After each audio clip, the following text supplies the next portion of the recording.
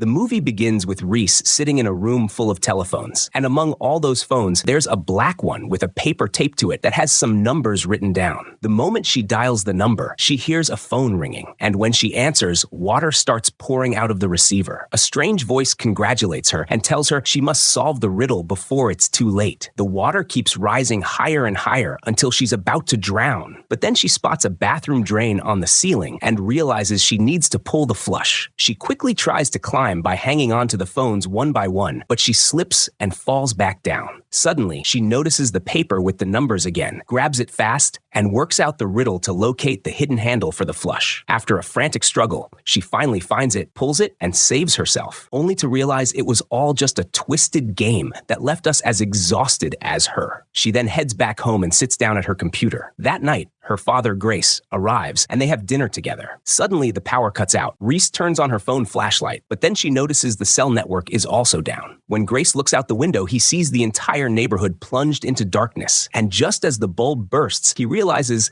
this isn't a normal outage. He tells Reese that it looks like this blackout won't end soon, so they might as well spend the time talking and looking at old photos. Moments later, a loud noise draws Reese upstairs, where she enters the storage room belonging to her father and grandfather, Frank. There, she finds a book about electromagnetic energy, learning how radios were first invented back in the 1950s. She keeps digging through the attic and comes across an old wired device, fiddles with it until it comes to life, and manages to connect with her grandfather, Frank. He lives alone in a remote area away from the city, and through the radio, he learns that the blackout has spread across most of the city. The moment he hears Reese's voice, he's overjoyed, asking about Grace, and finding out he's asleep. Frank then insists they need to come live with him, since the entire western region has been affected, and he's deeply worried because there's no clear reason behind this massive outage.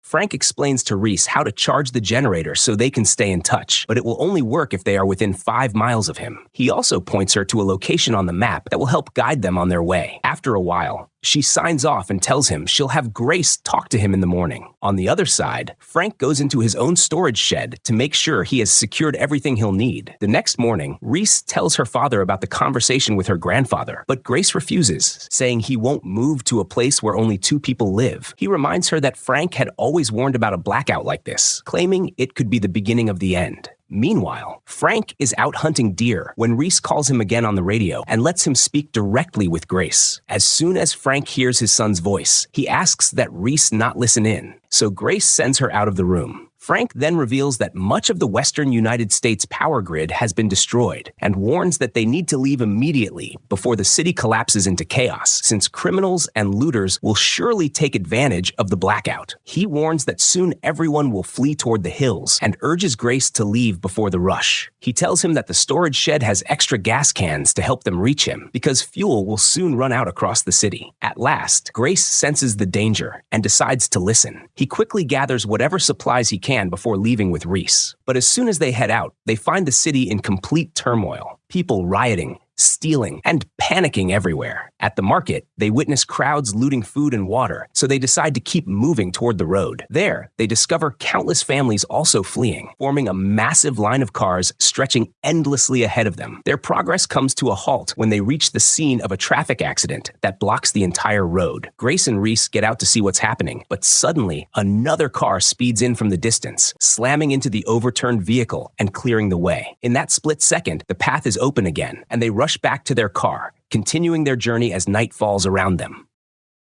When Reese wakes up, she realizes her father has taken the wrong road. Just as she's checking the map, Grace crashes into the car in front of them, and both of them black out from the accident. While unconscious, Reese dreams of her mother being wheeled into an operating room in critical condition. She sees a strange man staring at her in an unsettling way, and soon after learns that her mother didn't survive. By the next morning, Grace regains consciousness and desperately tries to wake Reese, who seems lost in another world. Finally, she comes to, and Grace, nearly terrified out of his mind, tells her that they've veered off course and the car is now useless. He insists they'll have to continue on foot. Once she fully grasps the situation, Reese starts searching for the radio and tries calling her grandfather, but Grace reminds her that he won't be able to hear them unless they're within 4 or 5 miles. Left with no choice, they turn to the map again and find they're close to the waterfalls. As they leave the wrecked car, Reese notices her father bleeding and discovers a wound along his side, but he brushes it off and reassures her he's fine. They continue walking along the river, but Grace weakens quickly, stopping often to rest. He tells Reese she must stay strong and keep pushing forward, never give up. She grows anxious about him and insists on checking the wound, only to be shocked by how bad it looks. Still, he reassures her and forces himself back up so they can keep moving. But soon, his strength runs out. He tells her to help him before collapsing unconscious to the ground. Reese panics, running frantically through the woods and shouting for anyone to help. At last, she stumbles across a large house deep in the forest. Hearing her cries, Uncle Glenn rushes out immediately. Without hesitation, he drives her back to where Grace is lying, loads him into the car, and brings him home to treat his injuries. After providing the first aid, Glenn asks where they're headed, and Reese explains their journey. He tells her that ever since the blackout, everyone's been trying to escape the city, and adds with visible worry that his wife, Marlene,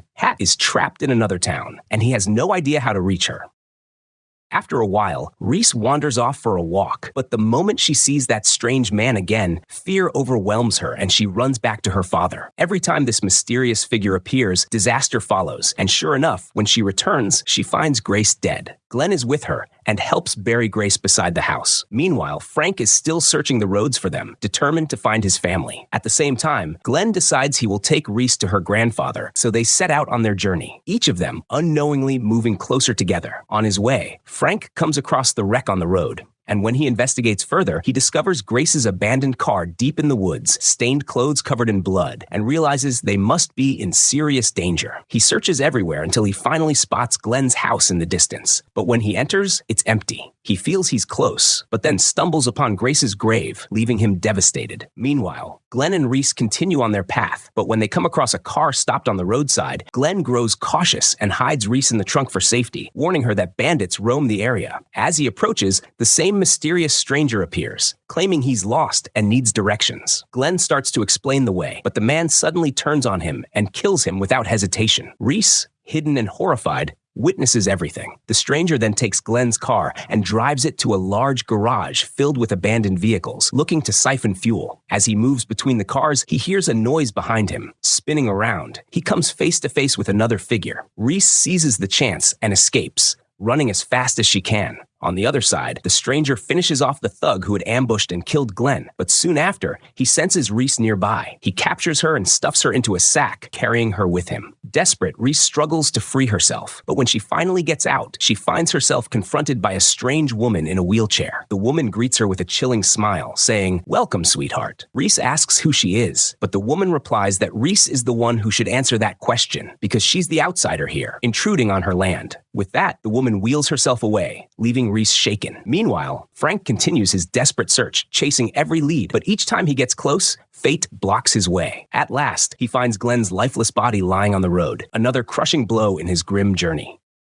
Frank now knows for sure that the danger surrounding Reese is only getting worse. On the other side, the strange old woman invites Reese to dinner and introduces her to her precious family, her son Bill, the one who first found Reese, and her grandson Quinn, who always sits quietly lost in his own world. When the woman asks about the man who had been with her in the car, Reese firmly says, "He wasn't my father. I didn't even know him. He was a thief and got exactly what he deserved." She explains that she isn't running from anyone. It's just bad luck chasing her. Every time she turns a corner, disaster follows. As soon as the old woman hears about the blackout, she scoffs at city life, saying, "That's what comes from living in the cities. Power outage or not, it makes no difference to us. We've always lived the old way. Lamps, candles, fresh milk, and that's that." She adds that they hunt from the forest, eat what they catch, and couldn't care less about phones or televisions. That night, when everyone is asleep, Reese tries to escape, but the old woman senses it in an instant and screams for Bill, who chases her down. Within moments, Reese finds herself caught, trapped like a mouse in a snare. The next morning, while in the forest, a bear catches her scent and charges, ready to tear her apart. Bill steps in and kills the bear, revealing their twisted plan all along. Reese was meant to be bait for wild animals. He drags her back to the house, and the following day, the old woman comes to speak with her again. This time, she offers Reese a deal. Stay with them in the forest permanently and marry Quinn, so everything stays in the family. Reese, horrified, tells her death would be easier than living like this. The old woman grows furious and orders Bill to lock her back in the room. Days pass while Reese remains imprisoned. She tries again and again to escape, but this time the door is firmly secured, the internet is dead, and even the radio won't connect. Left with nothing, she clutches photos of her parents, sobbing in the dark. One night, Quinn spots her as she makes another desperate attempt to slip away. She pleads with him, begging him to let her out, and even urges him to run away with her from this miserable life. And indeed, Quinn agrees. He sneaks off, grabs the keys, and helps Reese escape. Together, they head toward the waterfalls, hoping to reach the transmitter. By that time, Bill discovers their escape and immediately chases them through the forest. Hunger begins to wear on Reese, but Quinn, ever the gentleman, picks some cherries for her. As they walk, they start opening up to each other, sharing stories about their lives. Just as things seem calmer, dear viewer, I was about to hand them a tree and a couple of lemons. Bill suddenly appears right above them. They sprint to hide, but he spots them, and the chase continues. At one point, Quinn nearly falls into the river, but Reese saves him at the last second. They try crossing on a fallen tree trunk, but Bill closes in again. Just as he aims at them, they leap into the water. Bill refuses to let go and follows their trail, but thick fog envelops the river, making it impossible to see. Reese and Quinn hide beneath the surface as Bill passes by, unaware. The moment he's gone, they climb out, but Bill catches sight of them again, seizing Quinn and beating him down. His weapon falls right in front of Reese. And here, my friend, came the test of true courage. Quinn had risked everything for her, and now it was her chance to fight for him. She moves in to save him, but the surprise is that the shot that takes Bill down doesn't come from her. It's from none other than Grandpa Frank, who finally arrives just in time to end it. Reese runs into his arms, safe at last, and they all return to his home with Quinn by their side. Years later, Reese and Quinn are still living peacefully with Frank. The outside world remains broken without electricity, but inside their little haven, life is calm and secure. One day, Quinn finds Reese's old laptop, and suddenly messages start pinging. The power has finally returned. But by then, Reese no longer cared. She had already found safety, love, and a simple, steady life. And so, the film ends with that message. Don't forget to drop a like, share your thoughts in a comment, and I'll see you in the next movie.